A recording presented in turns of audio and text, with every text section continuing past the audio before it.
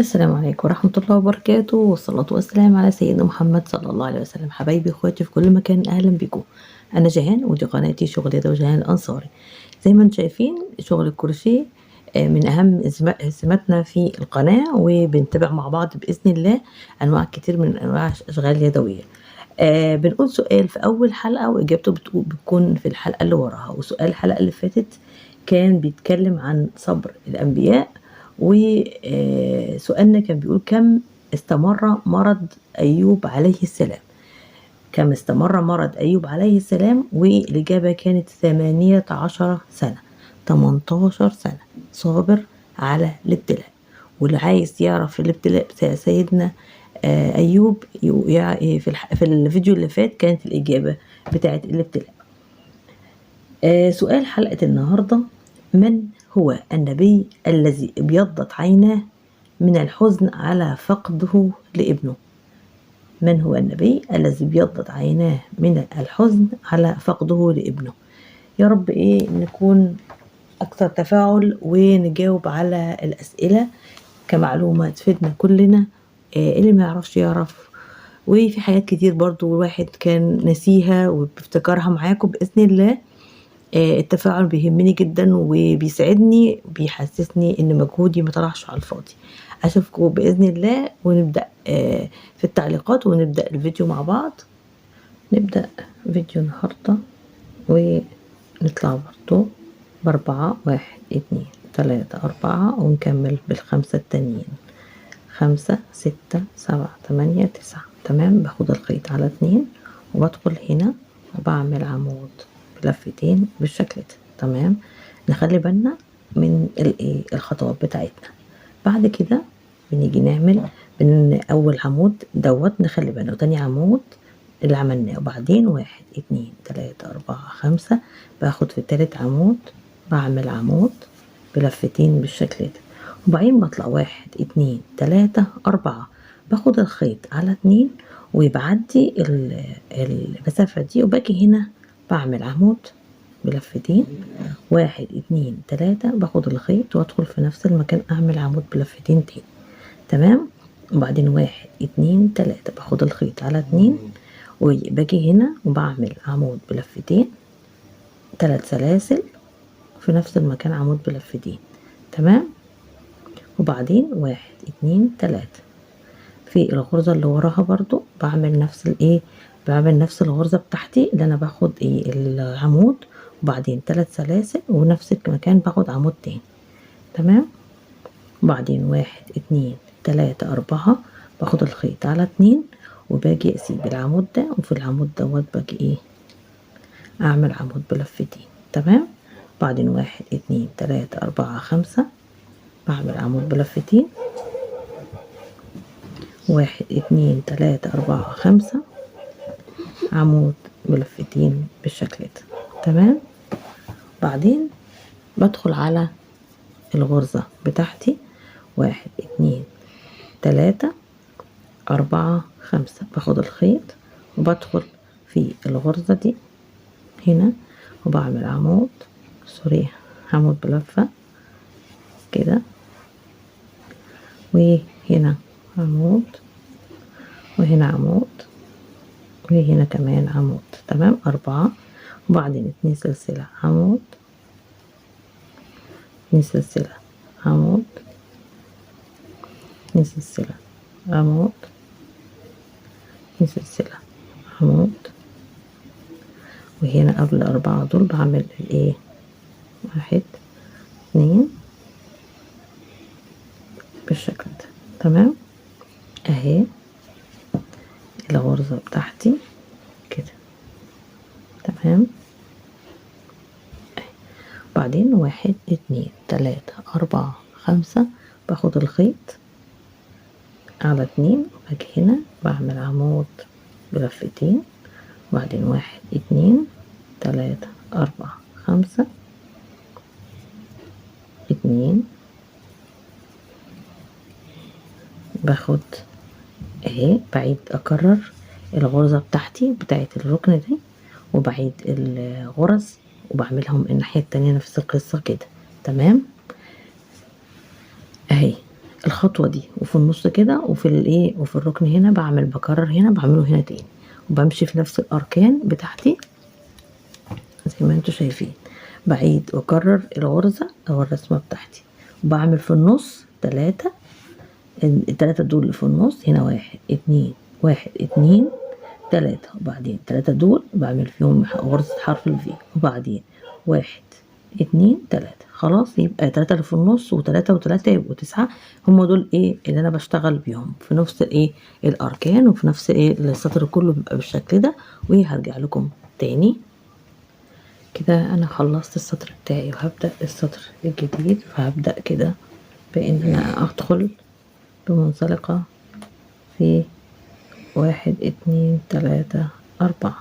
تمام، باجي كده بطلع 1 2 3 4 وباخد الخيط وبطلع 2 تاني يبقوا 6، باخد الخيط كده وبطلع على مش على دي لا في النص هنا، وبعمل عمود بلفتين، وبعدين 2 سلسلة، باخد الخيط وبطلع في العمود هنا وبعمل عمود بلفتين. الجزء دوت بعمله بالشكل ده، يعني بعمل 2 سلسلة، باخد الخيط وباجي في النص هنا بعمل عمود بلفتين، بعدين 2 سلسلة واخد الخيط وادخل هنا في النص عمود بلفتين. تمام، باجي هنا قبل السبعة دي بعمل 1 2 3 4، وجوه العواميد اللي جوه الغرزتين دول بين الاتنين حرف الفي ده بعمل عمود بلفة، واعمل 5 عمود بلفتين، سوري 2 3 4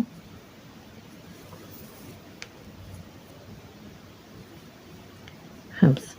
تمام، طبعا انا عملت اهي الجزء دوت، وبعدين اهو بصوا بين كل عمود وعمود في عمود في النص لغاية لما وصلنا الجزء ده، وبعدين عملت 1 2 3، خدت الخيط على 2 وفي حرف الفي التاني عملت 5 عمود، 1 2 3 4 5. تمام، 5 عمود بلفتين، وبعدين 3 سلاسل وحرف الفي التالت وعملت فيه 5 عمود بلفتين. تمام، 3 4 5. تمام كده، ادي الشكل بتاعي. وبعدين طلعت 4 1 2 3 4، وخدت الخيط والعمود اللي قصادي عملت فيه عمود بلفتين، بعدين 2 سلسلة، خدنا الخيط بالشكل ده وفي النص في الغرزة اللي في النص عشان تبقى ثابتة لو حبيتي تعمليها في الغرزة اللي في النص، بس تركزي علشان ايه تاخديهم 2، واحدة على الإبرة كده و2 من فوق وتعملي العمود، وبعدين 2 سلسلة واخد الخيط على 2 وبعمل فوق العمود عمود، 2 سلسلة وباخد الخيط على 2 وفي النص هنا بعمل عمود، و2 سلسلة باخد الخيط على 2 وبعمل 2 عمود. تمام، لو حسيتي ان الغرزة بتاعتك في الجزء ده ضيقة بيوسع حط ممكن تعملي سلسلة تاني. تمام، بعدين باخد 2 سلسلة وباخد الخيط على 2، وبرضو في ال5 هنا بعمل في النص غرزة عمود بلفتين، وبعدين 2 سلسلة وباخد الخيط وبدخل على العمود هنا وبعمل عمود بلفتين بالشكل ده. تمام، ادي الجزء بتاعي بالشكل ده. تمام، ادي اهي. وبعدين بعد ما عملت هنا عمود بلفتين نخلي بالنا من الجزئية دي، عملت عمود بلفتين في سوري في مش في هنا، بعتذر، في الجزء ده بتاع الايه العمود الاولاني من الاربعة هنا بالشكل ده. تمام. وبعدين 2 سلسلة باخد الخيط وبدخل بقى على الجزء ده وبعمل عمود هنا وعمود تاني وعمود تالت والعمود الرابع. تمام. وطبعا هعمل في نفس القصة هنا، فهيتفضل لي الجزء اللي في النص ده بعمل 2 سلسلة وباجي هنا فوق العمود اللي في النص بعمل عمود، وبعدين 2 سلسلة وفوق العمود ده بعمل عمود، وباجي هنا بشتغل 2 عمود وفوق العمود هنا بشتغل عمود. تمام. بطلع برضو في الجزئية دي بطلع ب 4 سلاسل. لو مريحة معاكي الشغل تعملي 5. تمام. هنا ممكن تعملي 3، ممكن تعملي 2 أو 3، ممكن نعمل 3 1 2 3 وباخد الخيط على 2 وبعمل هنا عمود بلفتين. يمكن يكون مريح شوية عن هنا عملت 2. بصوا شوية باين أكتر. خلاص نبقى نفك الجزء ده. شكل الايه ال3 السلاسل احلى كده. 2 كده 3 وخدت الخيط وعملت هنا عمود اهي 2 3 فوق العمود عمود 4. تمام. اهي ريحت اكتر معانا. 2 سلسلة عمود 2 سلسلة عمود وبعمل 4 عمود في الجزء ده. تمام. 2 هنا وبعد كده الرابع هنا وبعدين 1 2 3 وزي ما قلنا في العمود ده بنعمل عمود بلفتين وبعدين 2 سلسلة وباخد الخيط على 2 وبدخل هنا برضو وبعمل عمود بلفتين. 2 سلسلة باخد الخيط على 2 وبدخل في اول عمود وبعمل عمود بلفتين وبعدين بكمل. مش عايزة اطول عليكم. بكمل الجزء بتاع العواميد ده هنا اهي فوق كل عمود عمود زي ما انتوا شايفين، وبكرر كل اللي عملته هنا بعمله الناحية التانية في الركنة دي عشان ما اطولش الفيديو عليكم. عملنا الركن وعملنا الجزء دوت وكمان هنعمل كده نكرر الجزء ده الناحية دي واجيلكم تاني بإذن الله. انا كده خلصت السطر بتاعي وهنبدأ مع بعض السطر الجديد زي ما احنا شايفين. تمام. هنبدأ مع بعض نطلع السطر ب4 عمود. طبعا عملت منزلقة هنا بعد ما خلصت السلاسل. عملت 1 2 3 4 وفي 2 سلسلة بالشكل ده. تمام. وجيت عملت 2 عمود 2 لفة ودخلت في العمود وعملت عمود بلفتين وبعدين 2 سلسلة. خدت الخيط والعمود اللي وراه 2 عمود بالشكل ده عمود بلفتين 2 سلسلة. خدت الخيط وعملت بالشكل ده. انا بطلع بالعمود بتاعتي 2 سلسلة وعمود بلفتين بالشكل ده. هدخل على ال5 عواميد دول بقى 1 2 3 4 5 سلاسل. ماشي. بدخل على العمود على لفتين كده وادخل على الغرزة بتاعتي واعمل عمود بلفتين 2 عمود بلفتين 3 4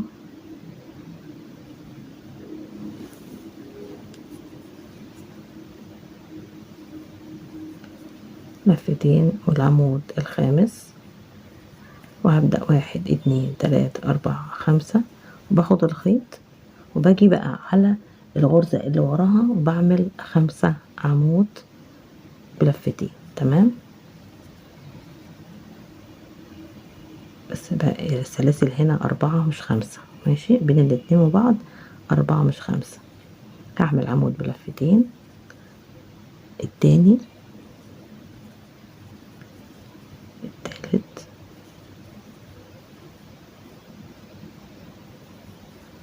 الرابع الخامس بعدين 1 2 3 4 باخد الخيط على 2 وباجي ادخل في العمود الاولاني، بس هفك الخيط ده خليهم معايا احسن كده ما يتلخبطوا. كده انا باخد الخيط على 2 وبدخل اعمل ال5 عمود بلفتين. تمام،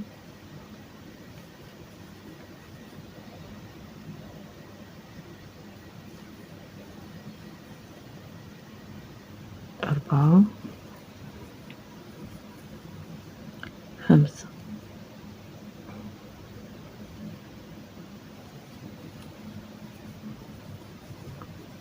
ادي الجزء بتاعي بتاع الايه العواميد اللي عملتهم، وبعدين طلعت هنا على العواميد في الركن هنا عملت 1 2 3 4 5، وجيت خدت هنا واشتغلت على العمود الاولاني عمود بلفتين، وبعدين 2 سلسلة العمود اللي وراه عمود بلفتين، 2 سلسلة كمان عمود، 2 سلسلة عمود بلفتين، 2 سلسلة عمود بلفتين، 2 سلسلة اهي. ما ننساش مع بعض شغلنا اهو. تمام بالشكل ده. لو السلاسل معاكي ما ظبطتش معاكي ممكن تزودي سلسلة في كل حاجة ضيقة معاكي، الخيط واسع الخيط ضيق حسب ظروفك. 2 وعملت العمود بلفتين وعملت، فالسلاسل تظبطيها انت عشان تبقى ايه مريحة معاكي. ممكن الخيط بتاعك يبقى اتخن شوية من الخيط بتاعي، اسمك شوية متاخديش بالك، فاهماني؟ فانت براحتك. 1 2 3 4 5. باخد الخيط على ناحية واحدة، يعني واحدة بس كده. بدخل في العمود ده بعمل عمود بلف، باجي هنا بعمل 2 عمود، وبعدين فوق العمود ده بعمل عمود كده 4 عمود تاني هنا، 1 كمان عمود بلفة، وبعدين هنا بعمل عمود، وبعدين 1 2 3 4 5. وطبعا بدخل على الركن التاني فبعمل 2 بالشكل ده، وادخل على العمود اعمل عمود بلفتين، 2 سلسلة بدخل على الخيط بالشكل ده، و2 عمود بلفتين كده، 2 سلسلة. واخدين بالنا الارتفاع كده حصل كده على ضيق وكده على واسع. تمام اهو كده على ضيق ونزل هنا مع بعض، وكده طلع على واسع. اريح انا الشغل بتاعي وانا شغاله. 2 سلسله باخد الخيط وبشتغل بالشكل ده. تمام، 2 سلسله واخد الخيط، و2 سلسله واخد الخيط.